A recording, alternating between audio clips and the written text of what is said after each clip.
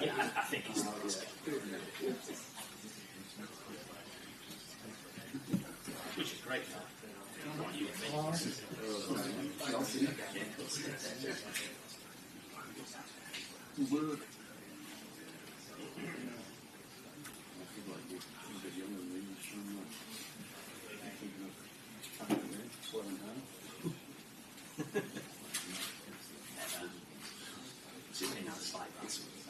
Yeah, that's true. Yeah. But that was me.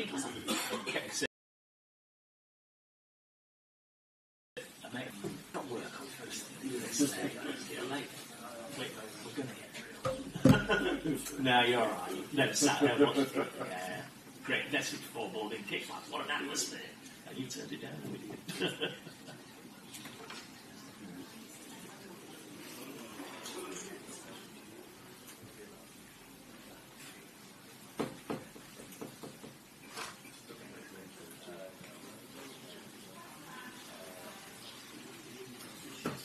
Very wide sound this morning.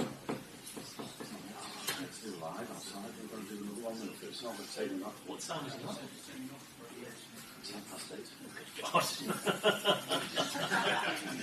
Dedication. Just to say what you're going to talk about. Don't listen. And we've got another one after this, and then we've got live stream at 12:15. So over that as well. Look over that for 5 minutes. I know. He's in skill. I know what he said to me earlier, but just repeat it.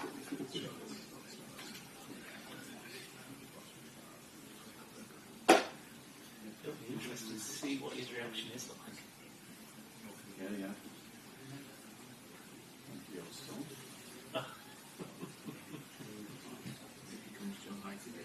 Yeah.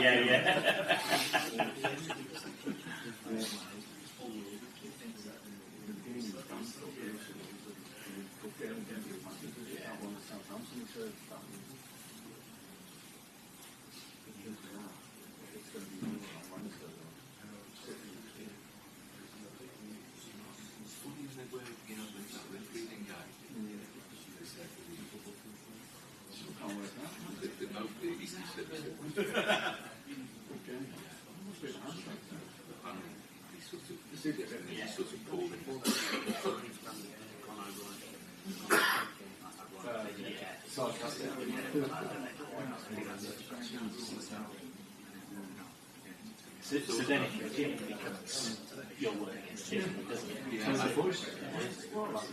That's discretionary, isn't it? And because he's always sort of calm, the stone. He could argue with something. There's something being lost in it. Well, it's interesting. Not a translation, but it's just So I saw a good shape. There's something going. But you look at it, an aggressive handshake. It's a demeanour about it. Yeah. One of those is it? Not letting go. Yeah. Normally, if managers go there, no, they're going to get a red by what they're going to say. In for a penny, in for a penny.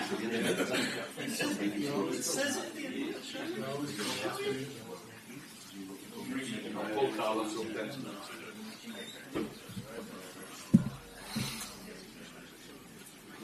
Oh, he's left it on. There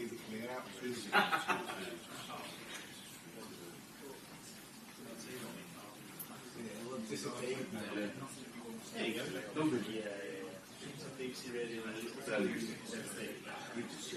Oh, yeah. Does that with that marks.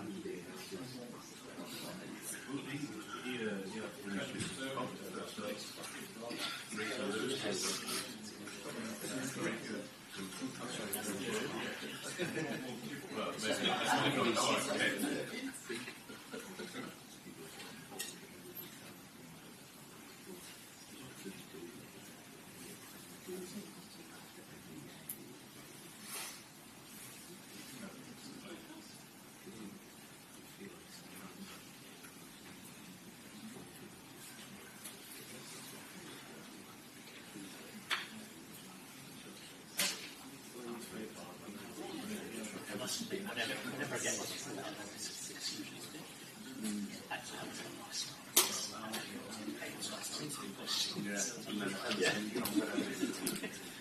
Vinny will have Every big long list of that. And he's still nervous. Yeah. Oh yeah. Sorry, I just wanted to explore that. No, you did. Just wanted to, are you any possibility of asking you a question? I mean, you know what it's like. So then you go second, then you pull the dregs out in there, and all sorts of before. Yeah. It's just repeat, isn't it? Yeah, In a different yeah. manner. Try and rephrase the question. It's like the old days. I don't think it's like over here, but I remember doing hits, and there was at Radio Air, BBC Radio Leeds, and one or the other of you would go first, and it's literally what can we get? So we've got like 3 or 4 minutes to run through the game. Yeah, because you do kind of play theirs. Yeah, exactly. Yeah.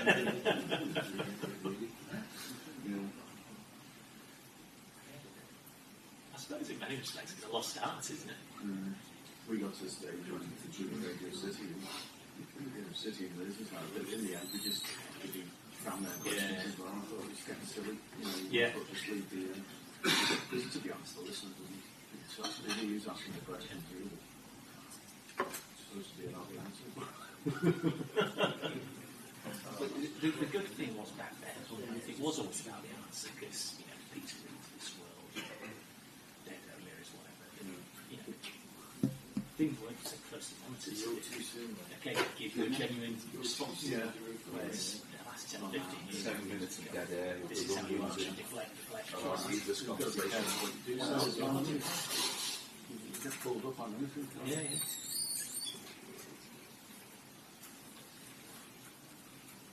I can't remember who the player was, but I remember what Peter Leeds somebody did before. His skills are insane. It was an accident. He's apologised. Take it.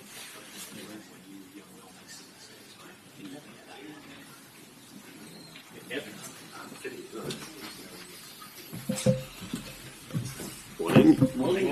Finish the celebrating. Yeah. Alan, first couple. Yeah. Morning, Alan. Morning. Be interested to get your reaction from Wednesday night, if we could, please. Any further clarification for us on why the red card was issued? Are we able to understand how and why? Now, there's an ongoing process now,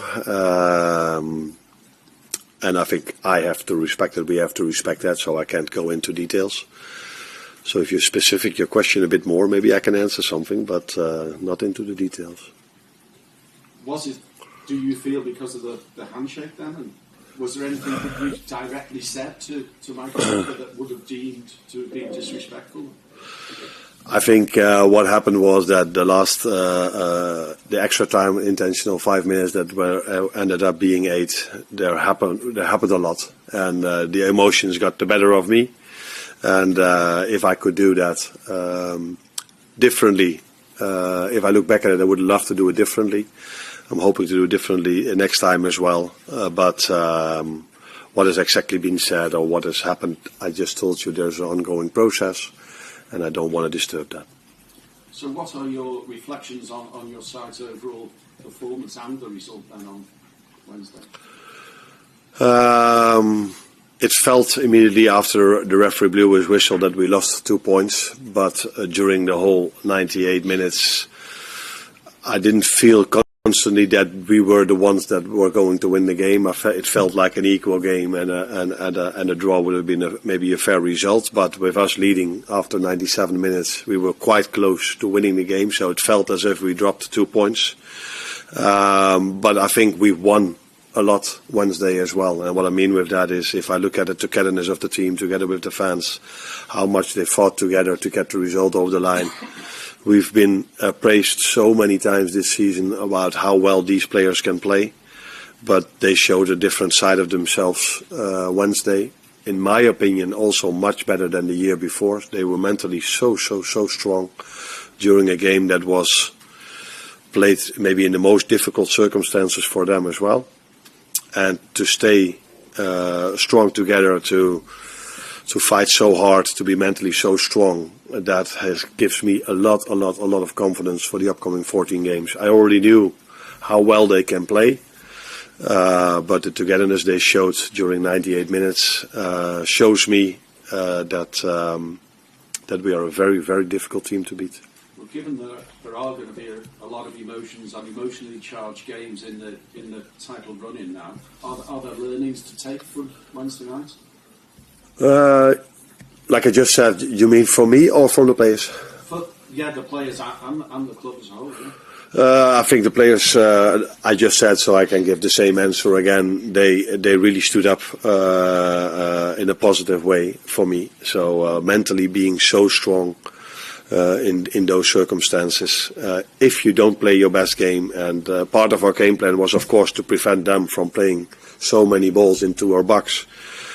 But it's difficult to prevent that if you concede 20 free kicks. So then you just have to act what is their strongest asset, maybe playing the balls in with all these centre backs and full backs coming up.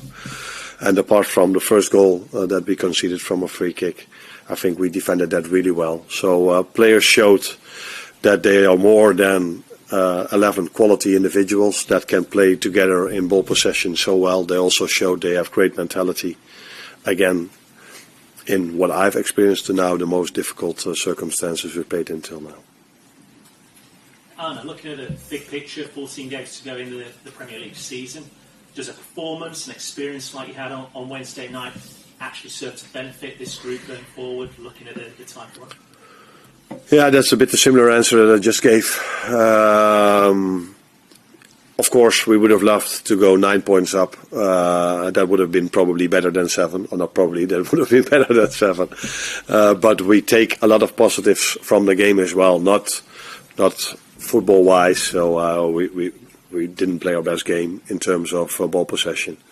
But I have to give credits to David Moyes as well. Since he came in, he's done a tremendous job. And he made it a really hard game for us. But the players stood up, in my opinion, because I did watch the game back last season. I told you in the pre-match conference, press conference, we were mentally much stronger than last season. We went 1-0 down and came back by leading the game till the 97 minutes with 2-1. Looking ahead to this weekend then, what's the team news heading into Wolves, and what do you expect from Wolves now they've got a different manager and potentially different style? Yeah, I said second half of the season is always more difficult than the first half for many reasons. Some teams bring new players in, some teams playing longer together, so they are playing better together. Some teams bring new managers in, like Everton, and this manager is at Everton is doing a great job. And the one from Wolves has made them better as well. Although I said back then that Kerry O'Neill has been very unlucky, because I think he deserved much more points than he got for several reasons. But the new manager that came in has done a very good job. Got some positive results in.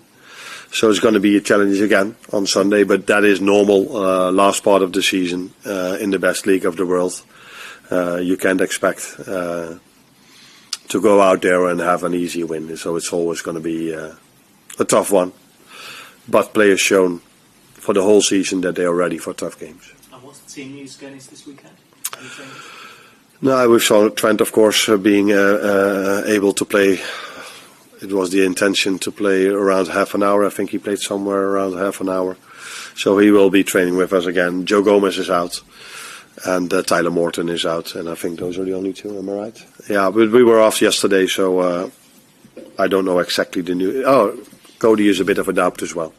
So let's wait how he is today. But I had to take him off because of an injury, because he got a knock. So let's see how he is today. Mike, Arne, you've spoken already a couple of times about the mental strength and resilience that the players showed on Wednesday night. That's going to be an important quality between now and the end of the season. How do you actually go about instilling that in the players? Is it something you do on the training ground? Do you work with them in here? Do you work with them collectively? Do you bring other people in? Because it's a difficult sort of quality to actually give a quantifiable element to, isn't it? Yeah. Yeah, no, it's not that we bring someone else in. Is he making a picture now?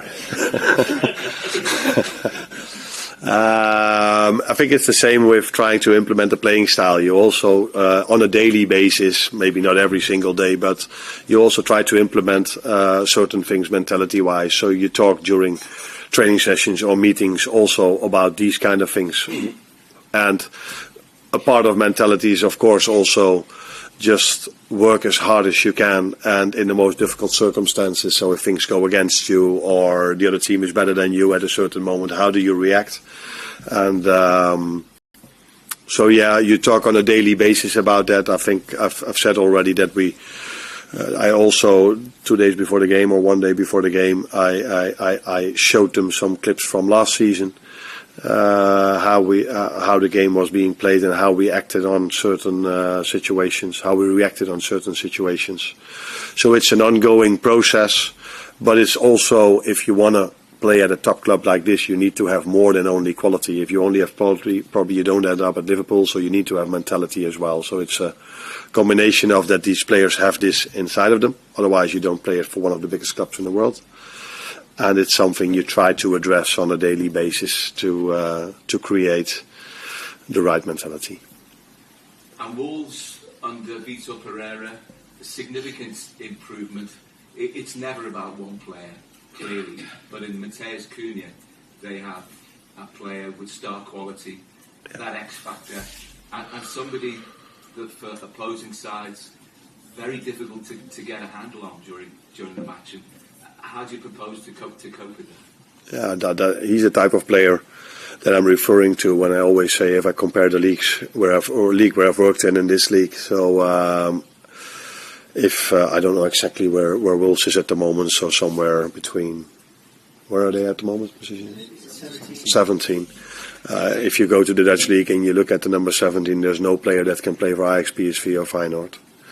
But Mateus Cunha is a quality player, and he has the quality to play for one of the top 5 teams in England. And that is also one of the reasons why it's so much more difficult to win a game against the number 17 in England than to win in the number 17 in Holland. Again, we already saw when we played against them with Gary O'Neill. They had a very good performance back then as well, and he in particular. So we know that it's going to be a tough game on Sunday again.